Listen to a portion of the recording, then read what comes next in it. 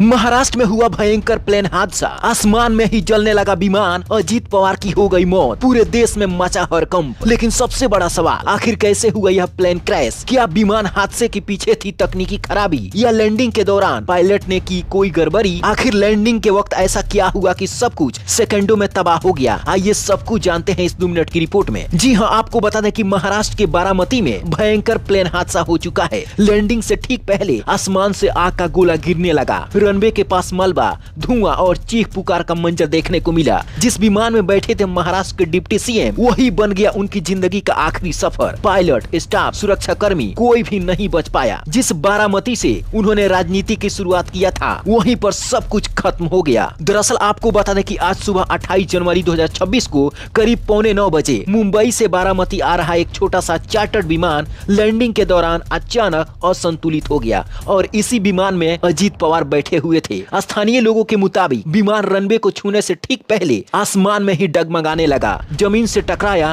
और देखते ही देखते आग की लपटों में समा गया। कुछ ही मिनटों में पुलिस, दमकल और रेस्क्यू टीमें मौके पर पहुंच गई, लेकिन आग इतनी भीषण थी कि अंदर मौजूद किसी भी व्यक्ति को बचाया नहीं जा सका। इस हादसे ने पूरे महाराष्ट्र को हिलाकर रख दिया है। अजीत पवार का विमान लैंडिंग स्ट्रिप छोड़कर बगल मौजूद इलाके में गिर गया। लैंडिंग करते वक्त ही विमान का कंट्रोल गड़बड़ हो गया। चश्मदीदों ने बताया कि लैंडिंग की कोशिश करते वक्त विमान लड़खड़ाया और पल भर में हादसे का शिकार हो गया।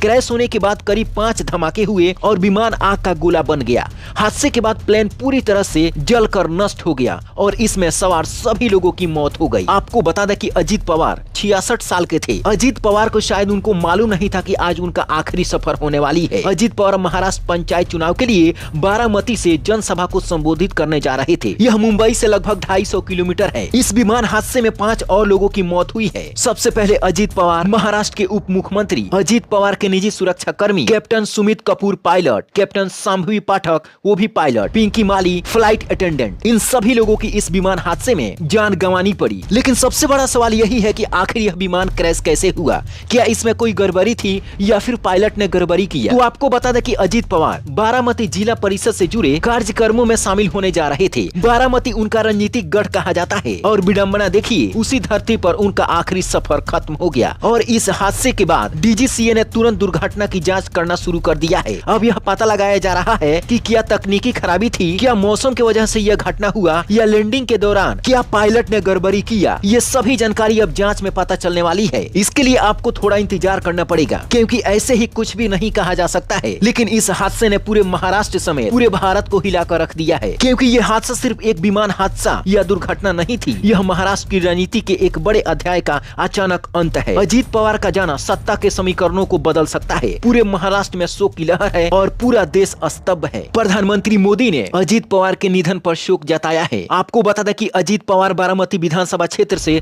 7 बार महाराष्ट्र विधानसभा के लिए चुने गए थे। हादसे के बाद सभी लोगों का शव पोस्टमार्टम के लिए हॉस्पिटल लाया गया है, जहां अजीत पवार के सभी चाहने वाले, उनके परिवार समेत कई रिश्तेदार भी मौजूद हैं। और इस दुख की घड़ी में पूरे महाराष्ट्र को आज बंद कर दिया गया है। कोई भी सरकारी काम आज नहीं होगा। अजीत पवार और उनके समेत 5 लोगों के लिए कमेंट बॉक्स में ओम शांति जरूर लिखें। Bureau report, black Bharat TV.